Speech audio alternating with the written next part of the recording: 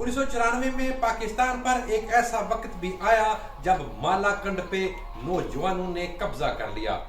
उन्होंने पाकिस्तान से मुतालबा किया था इस्लामी शरीयत को नाफज किया जाए। वो इस्लामी शरीयत का नफाज चाहते थे।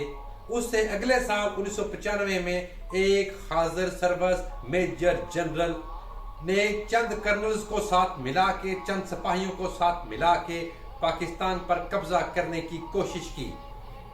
90 का पाकिस्तान कैसे होता था, ये सब हम आपको बताएंगे इस किस्त में। मैं हूं तनवीर अहमद चौधरी और आप देख रहे हैं सच जानो।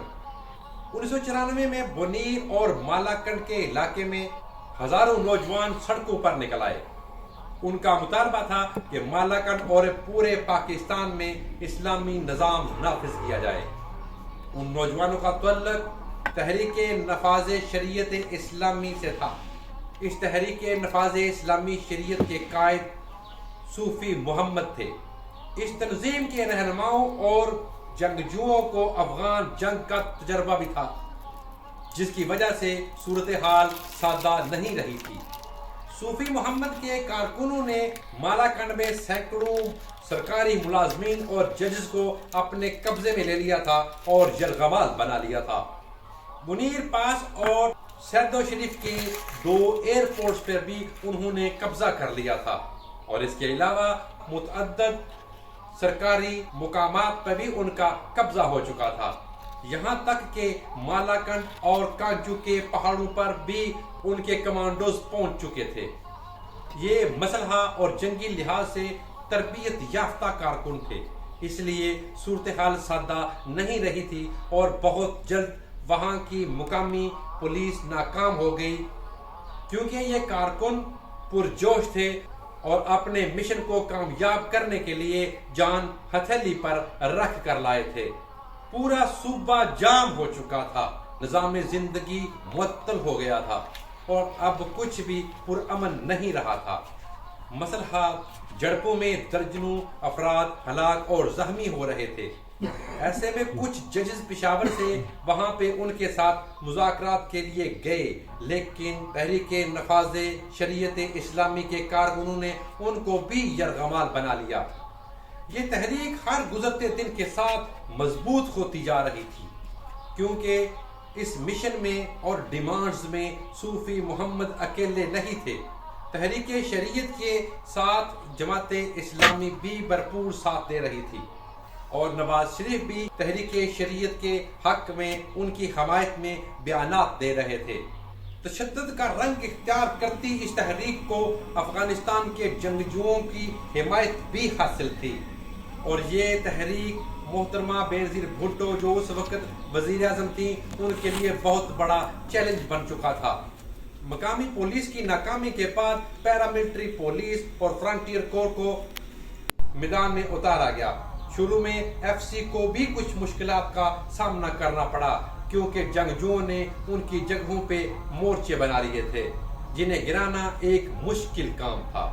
एक तरफ ऑपरेशन जारी था तो दूसरी तरफ सूफी मोहम्मद के साथ हुकूमत के मुज़ाकरात भी जारी थे, लेकिन ये मामला हल होता हुआ नजर नहीं आ रहा था। इंसानी जानों का ज़िया भी जारी था और पाकिस्तान की दुनिया में जग खसाई अलग से हो रही थी। ये चैलेंज इतना मुश्किल था कि आखिरकार हुकूमत को सूफी मोहम्मद के मुतालबात मानना पड़े।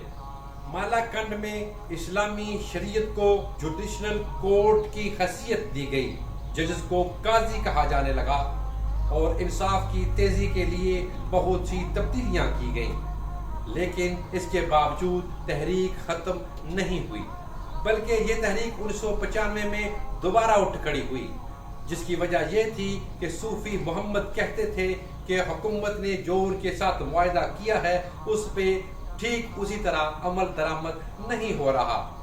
लेकिन इस बार हुकूमत ने माहौल को तेज होने, माहौल को गर्म होने या जंगजू होने से पहले ही सूफी मोहम्मद को गिरफ्तार कर लिया था और इसीलिए ये तहरीक दोबारा सरगर्म न हो सकी। पाकिस्तान से बाहर बैठे मुबस्सिरीन इसको और ही रंग से देखते हैं। वो कहते हैं कि ये तहरीक दरअसल انصاف کی تاخیر کی وجہ سے پیدا ہوئی تھی۔ مالاکنڈ میں سول لا سے پہلے ایک مقامی انصاف کا نظام تھا جس سے لوگ مطمئن تھے، لیکن جب وہاں سول لا لاگو کیا گیا تو مشکلات پیش آنا شروع ہو گئیں۔ اب انصاف مشکل، مہنگا اور طویل ہوتا جا رہا تھا، اور اس کے مقابلے میں مولانا صوفی محمد سامنے آئے اور انہوں نے تحریک شریعت اسلامی نفاذ کی آواز دی جو نوجوانوں کو بہت پسند آئی اور ایک پرجوش تحریک کھڑی ہو گئی۔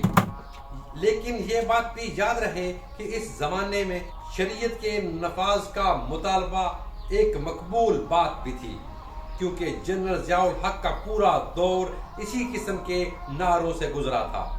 مولانا صوفی محمد تو خیر عالم دین تھے اور ان کا مشن مالاکنڈ تک محدود تھا، لیکن نفاذ شریعت کے حامی صرف علماء اور پاک فوج میں موجود نوجوان بھی اس کے لیے پرجوش تھے۔ ایک حاضر سربراہ میجر جنرل ایسا ہی سوچ رہے تھے، اور یہ تھے میجر جنرل ظہیر الاسلام عباسی۔ ستمبر 1995 کی بات ہے کہ بریگیڈیئر مستنصر باللہ اپنی گاڑی میں قبائلی علاقوں سے راولپنڈی آ رہے تھے کہ انہیں پولیس چیک پوسٹ پہ تلاشی کے لیے روکا گیا، اور انہوں نے اپنے افسر ہونے کا رعب جمایا اور تلاشی نہ دینے کی کوشش کی، بدتمیزی کی۔ انہوں نے جی ایچ کیو میں فون بھی ملایا لیکن رابطہ نہ ہو سکا۔ آخرکار ان کی گاڑی کی تلاشی لی گئی اور گاڑی میں بہت سی کلاشنکوفز، راکٹ لانچر اور بھاری اسلحہ وصول ہوا جو کسی فوجی مشن کے لیے نہیں بلکہ خونی انقلاب کے لیے وہ راولپنڈی لے جا رہے تھے۔ بریگیڈیئر مستنصر باللہ اس مشن میں تنہا نہیں تھے، بلکہ میجر جنرل ظہیر الاسلام عباسی کی قیادت میں یہ سب کچھ ہو رہا تھا۔ ان کے ساتھ 2 کرنل اور 38 فوجی سپاہی بھی موجود تھے جو اس مشن کو لے کر آگے بڑھ رہے تھے، اور اس میں ایک کالعدم تنظیم تحریک کے جہاد اسلامی بھی شامل تھی۔ اس تنظیم کے مجاہد چیچینیا، افغانستان اور کشمیر میں جہاد کر رہے تھے۔ اس آپریشن کو آپریشن خلافت کے نام سے جانا جاتا ہے۔ آپریشن خلافت یہ تھا کہ 30 ستمبر کو جب 9 کور کمانڈرز اور joint chief of army staff Rawalpindi میں موجود ہوں تو ان کو قتل کر دیا جائے، جبکہ اسی ٹیم کی ایک گروپ کے ذمے صدر پاکستان اور وزیر اعظم کو ٹھکانے لگانے کا کام تھا۔ اس کے بعد پی ٹی وی پہ اور ریڈیو پاکستان پہ قبضہ کرنا بھی پروگرام میں شامل تھا۔ پی ٹی وی اور ریڈیو پاکستان پہ قبضہ کرنے کے بعد اعلان کرنا تھا کہ پاکستان میں اسلامی نظام نافذ کر دیا گیا ہے۔ اس اعلان کے لیے ٹی وی پہ جو خطاب کرنا تھا وہ خطاب بھی لکھ لیا گیا تھا۔ یہ ایک تہلکہ خیز منصوبہ تھا جس کے تمام پہلوؤں پہ خاموشی سے کام ہو رہا تھا، اور کوئی تھا جو اس سارے منصوبے کو اسی خاموشی کے ساتھ دیکھ رہا تھا۔ پاک فوج کے اندر خفیہ سرگرمیوں پہ نظر رکھنے والے ایک ادارے کو جس کو ملٹری انٹیلیجنس یا عرف عام میں ایم آئی کہتے ہیں، وہ ایم آئی ان پہ خفیہ طور پہ مکمل طور پہ نظر رکھے ہوئے تھی۔ میجر جنرل عباسی اور اس کے ساتھیوں کو عین اس وقت گرفتار کر لیا گیا جب مشن کو صرف 4 دن باقی تھے۔ سازش پکڑی گئی۔ میجر جنرل ظہیر الاسلام اور بریگیڈیئر مستنصر باللہ، 2 کرنلز، کرنل عنایت اللہ خان، کرنل افضل منہاس بھی گرفتار ہو گئے۔ ان سب کا کورٹ مارشل ہونا تھا، لیکن اس سازش میں تحریک حرکت جہاد الاسلام کے کمانڈر سیف اللہ اختر کو وعدہ معاف گواہ بنا کر چھوڑ دیا گیا۔ کمانڈر سیف اللہ اسلام کو اس مشن میں غیر فوجی کردار تھے اور انہیں چھوڑ دیا گیا تھا۔ اس کے بعد بھی کئی جگہوں پہ ان کا نام سامنے آتا رہا۔ ان کا نام متعدد بار منظر عام پہ آیا۔ سیف الاسلام کا نام ایک بار دوبارہ اس وقت سامنے آیا جب محترمہ بینظیر بھٹو 2007 میں پاکستان آئیں اور مختلف جگہوں پہ خودکش حملے ہونے لگے۔ تو ان حملوں کے ماسٹر مائنڈز میں سیف الاسلام کا نام سر فہرست تھا، اور جب ایک دفعہ جنرل مشرف پہ قاتلانہ حملہ ہوا اس وقت بھی ماسٹر مائنڈز میں سیف اللہ کا نام ہی لیا گیا، اور آخری بار سیف الاسلام کا نام اس وقت سامنے آیا جب اسامہ بن لادن کو ایبٹ آباد کے علاقے سے گرفتار کر کے ہلاک کیا گیا۔ کمانڈر سیف الاسلام کا رابطہ نمبر اس فون میں موجود تھا جس فون پہ ہر وقت اسامہ بن لادن رابطے میں رہتے تھے۔ سازش ناکام ہو گئی اور ان سب کرداروں کے خلاف chief of army staff general Waheed Kakar کے حکم سے فیلڈ ٹرائل بھی ہوا، جس کی سربراہی ایک میجر جنرل نے کی۔ میجر جنرل عباسی کو 7 سال، بریگیڈیئر مسترسل بلّہ کو 14 سال، کرنل منہاس کو 2 سال اور کرنل عنایت اللہ خان کو 4 سال با مشقت قید کی سزائیں سنائی گئیں۔ ساتھ ہی تمام افسران کو باضابطہ طور پر پینشن اور ہر چیز سے محروم کر کے مراعات بھی ضبط کرنے کی سزائیں سنائی گئیں۔ البتہ جنرل مشرف نے 1999 میں 99 میں جب اقتدار سنبھالا تو پہلے مہینے جو انہوں نے کام کیے ان میں سب سے پہلا کام میجر جنرل عباسی کو آزاد کرنا تھا۔ میجر جنرل ظہیر الاسلام عباسی جب جیل سے رہا ہوئے تو انہوں نے عظمت اسلام کے نام سے ایک اور جماعت بنا لی جس کا مقصد سیاسی طریقے سے پاکستان میں اسلامی نظام کو نافذ کرنا تھا، لیکن 2009 میں وہ انتقال کر گئے۔ ایسا نہیں تھا کہ ان دنوں پاکستان میں کہ اور کچھ نہیں ہو رہا تھا، یہ 90 کی دہائی کے دن تھے، ٹی وی اچھے رومانس اور ڈراموں کا دور چل رہا تھا، مزے کے ڈرامے دیکھے جاتے تھے، رات 8 بجے لوگ ڈرامہ دیکھنے کے لیے اکٹھے ہو جاتے اور گلیاں سونی ہو جاتی تھی۔ کچھ لوگوں کو اگر یاد ہو جنہوں نے دیکھا ہو تو وہ جانتے ہیں کہ اندھیرا اجالا کیسے دیکھا جاتا تھا اور جان افضل ریمبو کے کردار کو کس طرح سراہا جاتا تھا۔ چاچا جی کے 2 منٹ کے کارٹون دیکھ کر بچے سکول میں جاتے تھے اور رات کو واپسی پر اینک والا جن دیکھا جاتا تھا۔ اور تم کو کتنی دفعہ سمجھایا ہو کہ چھٹی کی درخواست اندر مت بھجوایا کرو، تم پھر بھی بھجواتے ہو؟ سر جی وہ میری چھٹی کی درخواست تو نہیں ہے جی۔ گپ گپڑ سے فرصت ملے تو کچھ سوچو نا، اور تمہارا دماغ ہی حاضر نہیں ہوتا ہے۔ سر جی یہ اسکوٹر چوری کی واردات تو لکھ کے میرا تو دماغ پلا ہو گیا ہے۔ تو کس نے کہا تھا لکھنے کو؟ اتنے تو بچے بھی اغوا نہیں ہو رہے جتنے یہ اسکوٹر چوری ہو رہے ہیں۔ سر جی آپ کو مبارک ہو جی، وہ میں نے بہت سے سائلوں کو تو جناب میری تسلی دے گئی تو رخصت کر دیا ہے۔ اب بکواس نہیں کر رہا ہے، ایسے نمبر بنا رہے ہو اپنے۔ میں سر جی مٹا جماعت 500 ڈائریکٹ حوالدار ہو رہا ہوں۔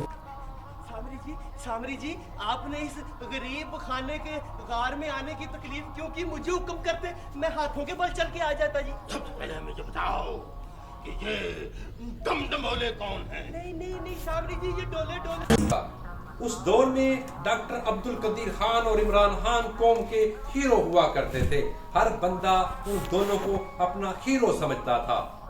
90 کی دہائی کے شروع میں پاکستان نے ہاکی میں، کرکٹ میں، سکواش میں اور سنوکر میں چاروں میں ورلڈ کپ جیت کر پاکستان لایا تھا۔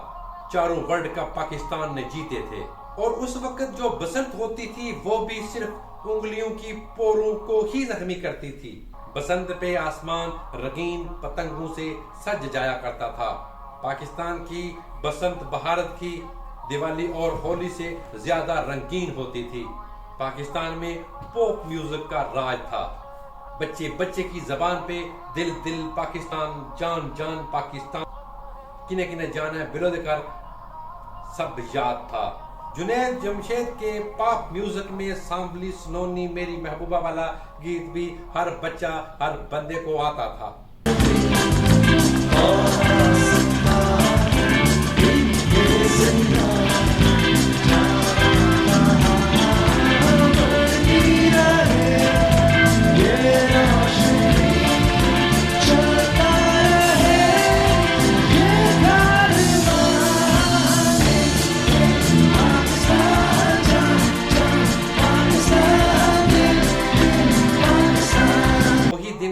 جب افغانستان میں خانہ جنگی جاری تھی۔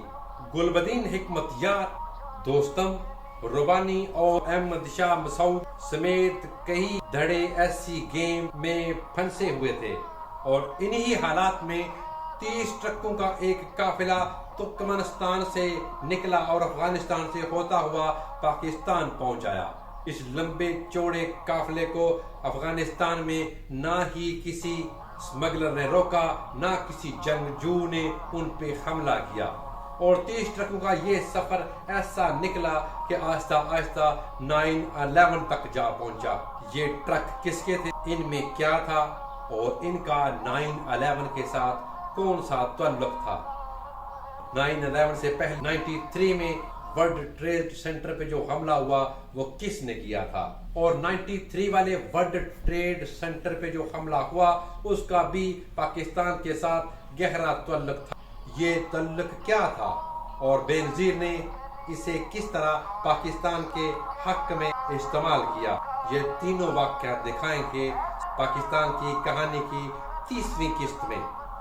میں ہوں تنویر احمد چودھری اور آپ دیکھ رہے ہیں سچ جانو۔